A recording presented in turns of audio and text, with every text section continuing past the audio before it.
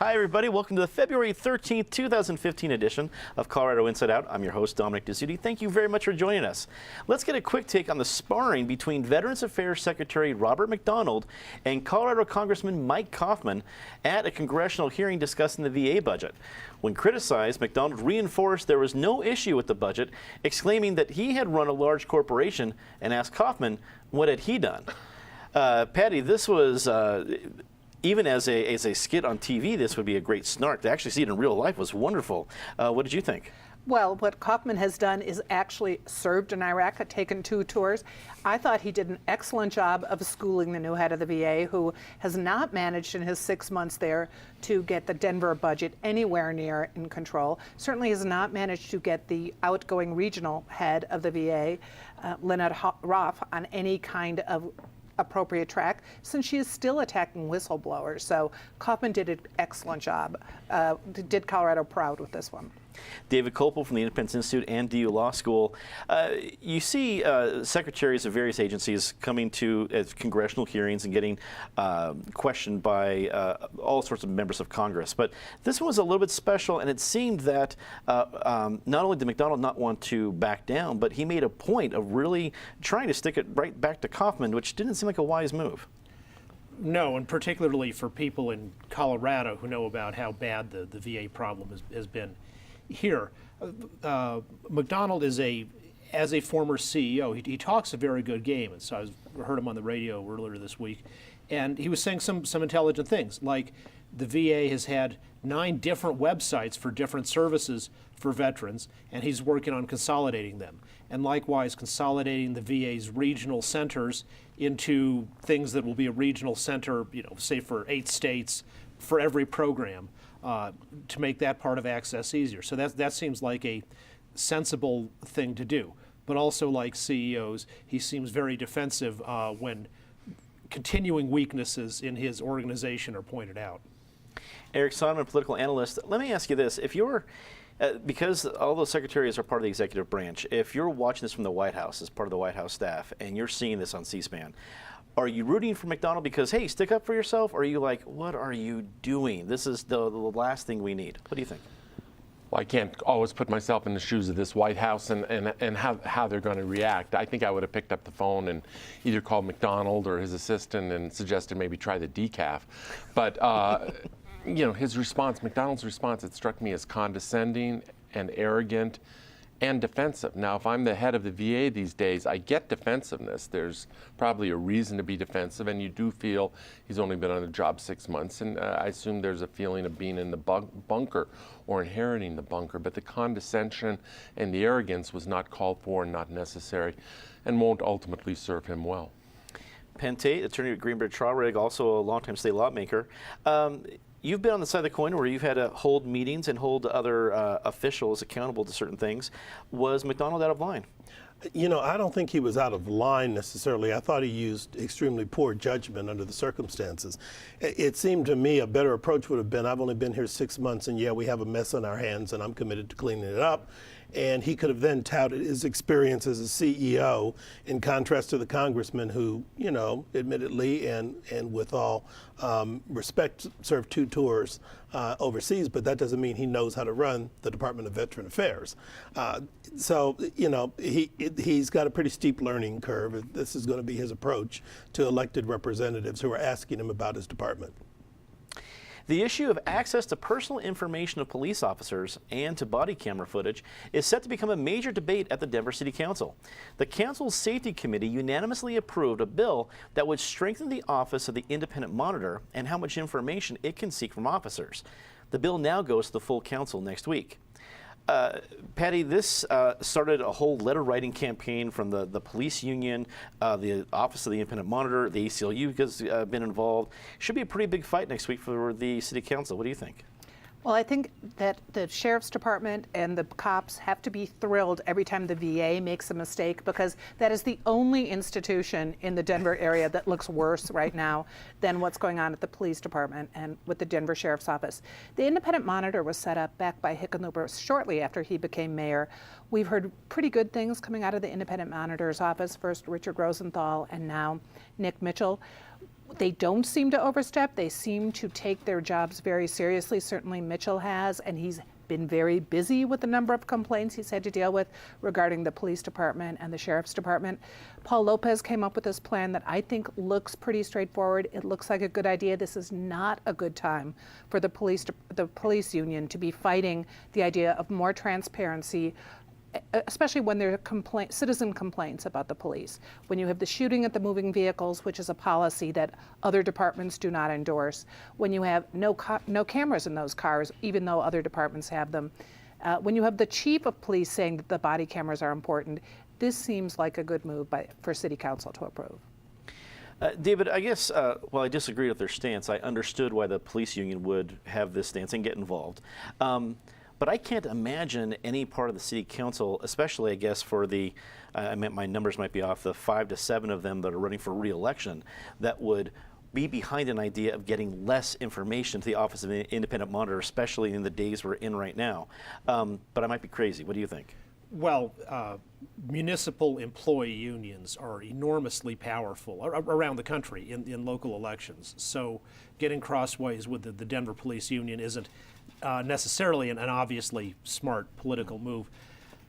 I think what's more important is what's going on in the legislature, which is a bill to make it clear what was already really the law, but is ignored by some rogue police officers, to say that citizens have the right to film police activities, and you can't steal somebody's cell phone and erase the video because you don't like what they were filming. That's not just one independent monitor, but thousands of independent monitors. That's sort of the genius of the American system of government, is the people are part of the government on a day-to-day basis. And if the Denver Police Department is still so laggard on body cameras, which are cutting edge, or vehicle cameras, which are quite old now and they still don't have that, then the easiest step we can take to improve independent monitoring is to protect the rights of citizens to film what is going on in public. Eric, we've made a lot about this on this program, that we're getting into a major municipal election in just a couple of months, and it doesn't seem like a whole lot of people are talking about it. Is this going to become an issue because of the letter campaigns going back and forth, and will there be some contention, or do you think the council just wants to make this happen? Well, I think it's both. I think council probably wants to make it happen. I think it will be an issue in some council races, particularly where the police union maybe tries to assert itself or has a candidate or tries to assert some power. But again, we don't have a mayor's race where this would normally be the subject of debate. We started with the topic of the VA had against Mike Coffman. The common denominator there was defensiveness. Well, that common denominator applies here too, and the union and police looked very defensive here. I totally identify with David's point in terms of the bill in the legislature. I'll be curious to see what happens to that bill, but to protect the rights of any individual to use their cell phone camera or whatever camera they happen to be carrying to document events. It strikes me that the net on that has to be overwhelmingly positive. And then back to Mayor Hancock, you know, the re-elected mayor at this point, given that no one out there, save David and Patty's recruitment efforts, no one out there is running against him.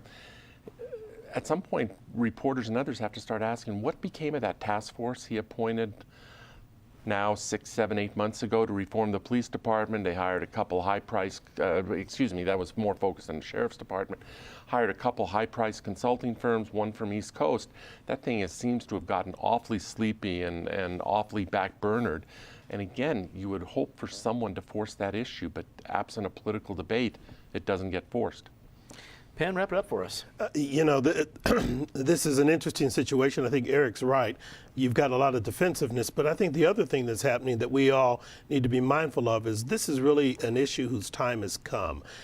When Hickenlooper first got elected, I co-chaired the task force that put together the Office of the Independent Monitor. So it's been since then, and you know, the office has had some issues, but the current monitor, I think, has done an exceptional job. He hasn't overreached. He's gotten to the heart of some issues, and more importantly, the culture in these various departments that are heavily unionized, as David said, is getting exposed. So a lot of the things you're seeing didn't just happen in the last month or two. Some of this has been building because of the culture that exists, and that culture needs to be changed. And that's what people are saying. That's why you're seeing City Council, I think appropriately, looking at beefing up the powers of the monitor, or at least clarifying what the monitor can do. Part of what's in the proposed bill just reinforces the authority the monitor already has.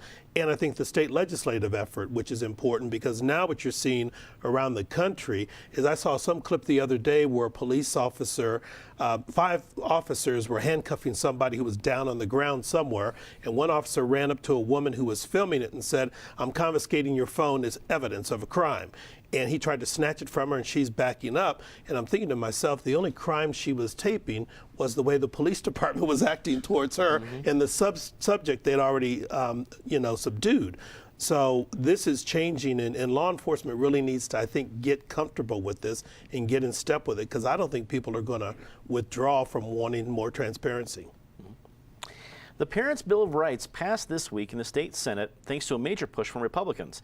Reporters say the bill would give parents more control over what schools and doctors can provide without permission, but opponents say it's a political manifesto and diminishes children's rights. David, it's no guarantee that the House will even have this get into committee, so this might just be another Republican bill from the Senate into the House. But it brings up some other issues, whether it be social issues about what doctors can give to kids without parents being notified. And then also in this era of vaccinations and things like that, the whole Parents' Bill of Rights, I think, brings up a lot of different issues for people. What do you think, what's your prognostication for this bill? Well, despite one information being put out by some of the professional trolls on the internet, this doesn't change the law about vaccinations one way or the other.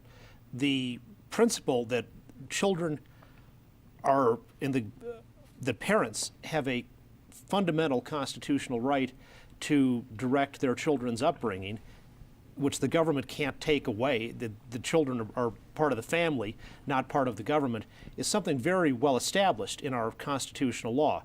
It goes back at least to the Meyer versus Nebraska case in 1921, reaffirmed in cases such as the Yoder case from Wisconsin in the early 1970s, where the very liberal court there said that certainly parents, that you can't force Amish children to go to high school because they have an alternative path for themselves, and the government can't make everybody into a one-size-fits-all.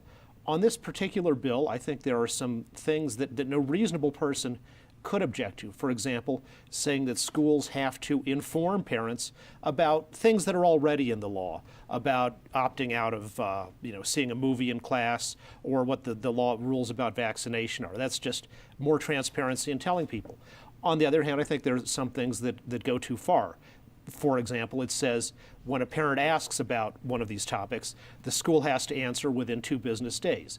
That would be reasonable in most situations, but what if you got the parent who keeps on emailing you every 15 minutes, and you may have a principal who's doing nothing but responding to this parent's email. So I think the best approach would be if it goes over to the House, and then the House, in a bipartisan way, culls some of the things from this that they might be worried about, and keeps the things which everyone ought to support, and sends back to the Senate a narrower bill. And that would be a good example of bipartisan cooperation, moderating things, getting rid of the chaff, and producing some good wheat. Eric, I love David's optimism about this, that it can go to the House, get worked on, and again, cutting the chaff, getting to the wheat, and coming back with a nice bipartisan kernel. I guess I'm a little bit more cynical, thinking that when I saw this, it felt like another checkoff list for Senate Republicans. We did the gun bills, check. We're doing the social issue, check. And then if we really want something passed, we'll work on that next month. Am I just a cynic? Oh, you're a cynic, Dominic, but you're not alone at this table being a cynic. I was tearing up a bit as I was listening to David wax poetic about the future of this bill and the potential for bipartisan cooperation. This is going nowhere. The House will dispose of this, sending it to a kill committee if it even gets that far. David makes a good point in terms of the well-established constitutional tenet, constitutional principle. It's there for a reason. My question is, what is the specific problem sitting here in year 2015 in Colorado that this particular legislation seeks to redress. And I'm not sure, before you have a solution, you need to articulate what the problem is. And I haven't heard much of an articulation of where exactly this is directed. It strikes me that the intent at least smacks of some mischievousness on the part of some sponsoring legislators. It points to where the epicenter of the Republican Party is these days, particularly in that state Senate Republican caucus. I mean, the names you're talking about identified with this bill are the Kevin Lundbergs and Tim Nevilles and Vicky Marbles, and these are the hard social conservatives of the party. And I do question as to, Cory Gardner, successful Senate candidate in what before had been a blue-leaning state, ran away from these issues, and it strikes me as curious that some Republicans are wanting to run in this direction and talk about these issues instead of finding other ground to fight on. Penn, will let you be the kind of the cynical tiebreaker here. The bill passed in the Senate 20-15, so some Democrats crossed the aisle. Sure. Not a lot of them, but at least two of them. Can this be worked on, like Dave was talking about, and become a bipartisan effort in the House? It can be, but just because you're a cynic doesn't mean you're wrong. It probably won't be. And Eric described this bill as a solution looking for a problem. Well, the problem that it's trying to solve is we want to establish what our caucus stands for, and hopefully we'll be able to take control, keep the Senate and take control of the House, and get the governor's seat next time around because we stand for certain things. But I think the bill misses the point. Whenever you hear about legislation that seeks to reaffirm something, that's code for saying it's already in the law. We're just passing a bill to say it again and maybe sneak a few things in here that we didn't get the first time around. And I think those are the items that David says probably reasonable people could disagree over, that probably don't make sense. And that's what this effort is aimed at. Parents can already stop their kids from being vaccinated if they don't want them to. They can opt their kids out of sex education. They can opt their kids out of a variety of school activities. So in many respects, the principles that David said the bill stands for that are good are already in current law. So the bill is really a political declaration, which is fine. You're allowed to do that in the legislature. Patty, one of the reports talked about the bill really being about the access to birth control. That a minor couldn't be given access to birth control without the parent's permission. Is that the center of this argument? No, I think that Penn really has it. It's just they want to establish a beachhead. The way this has been presented, it's as though Governor Hickenlooper has had every field trip that's come through the state capitol. He's been pouring beer down the kids' throats and making them watch Jenny McCarthy movies and laughing at them. There's just no need for this bill. Everything that a parent could be really legitimately concerned about is already addressed by state law. We don't need it, and we don't need to waste time if we're going to have kumbaya measures in the legislature, and we've got some very important ones to work on.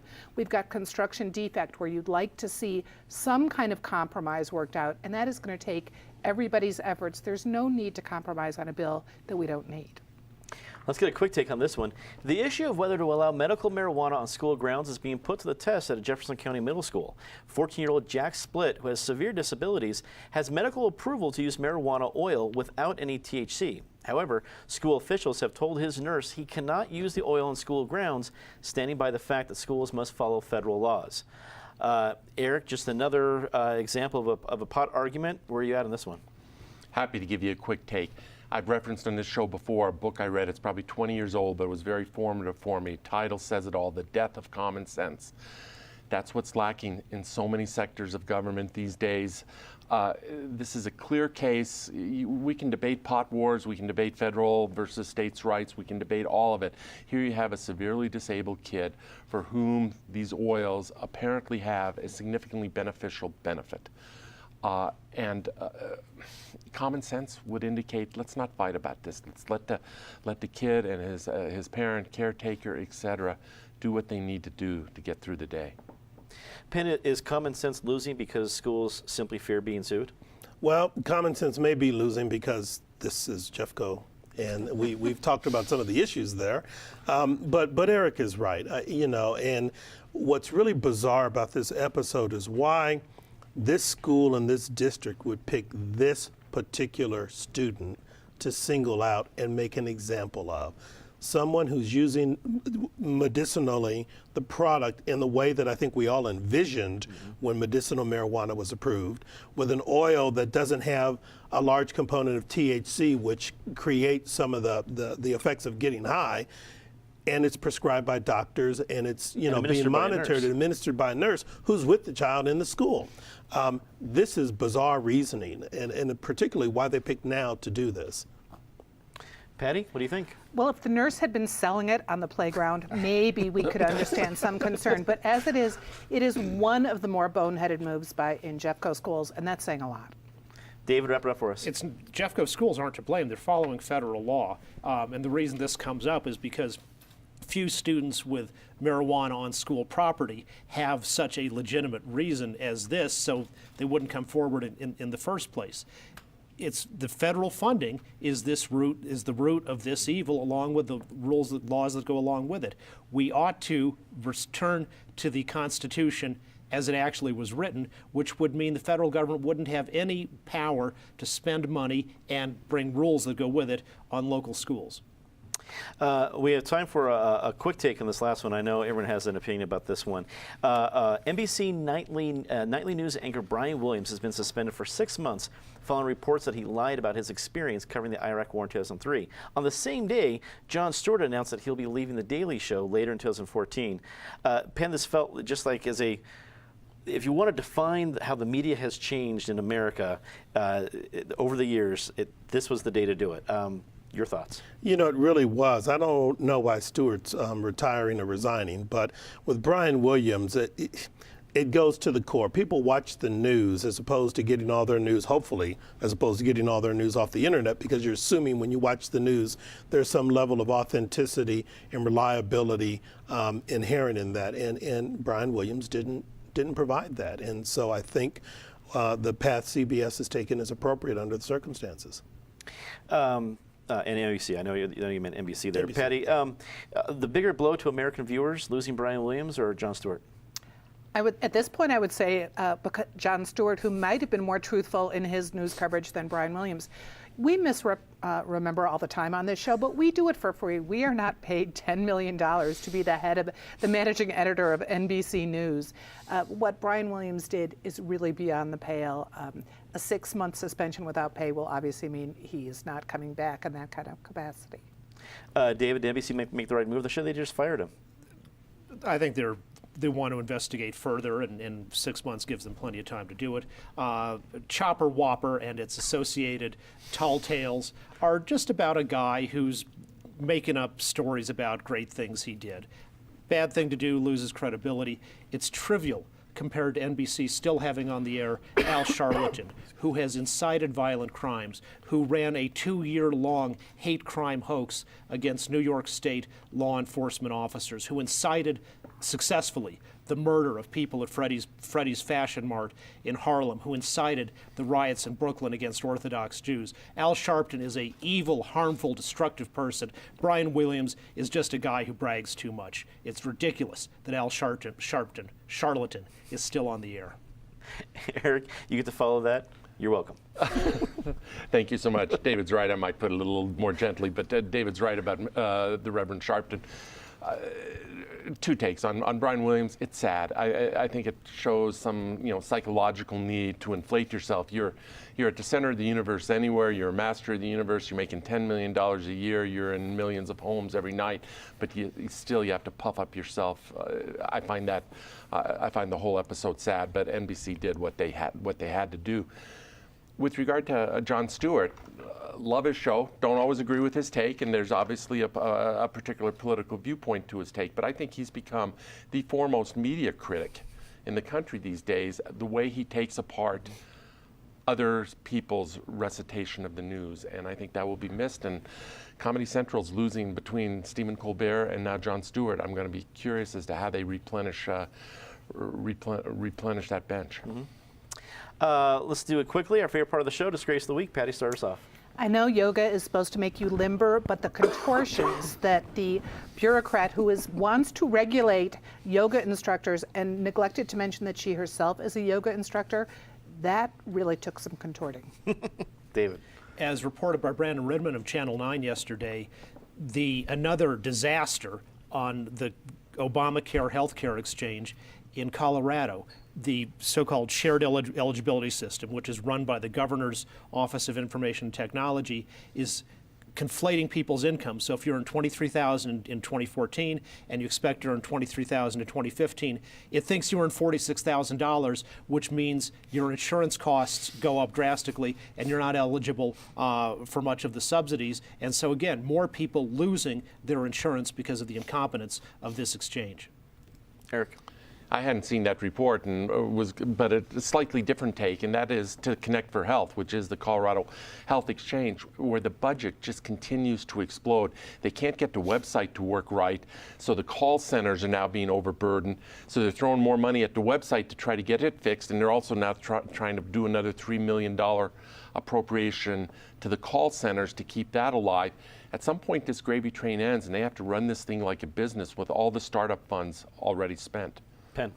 I think it's Brian Williams, just because of the impact it's going to have on the media in general. Mm-hmm. Very quickly, say something nice. Patty. Alex Landau, who's now joined the Colorado Progressives, he was beaten up by cops 5 years ago and has really been a good spokesperson. David. Supreme Court Justice Ruth Bader Ginsburg for admitting she was not 100% sober at the State of the Union. If I had to go to the State of the Union, I wouldn't want to be sober either. Eric. Pitchers and catchers report next week. Spring training is on the horizon. Baseball season to come. Let's see if the Rockies can turn this thing around. Now you're the optimist. Penn.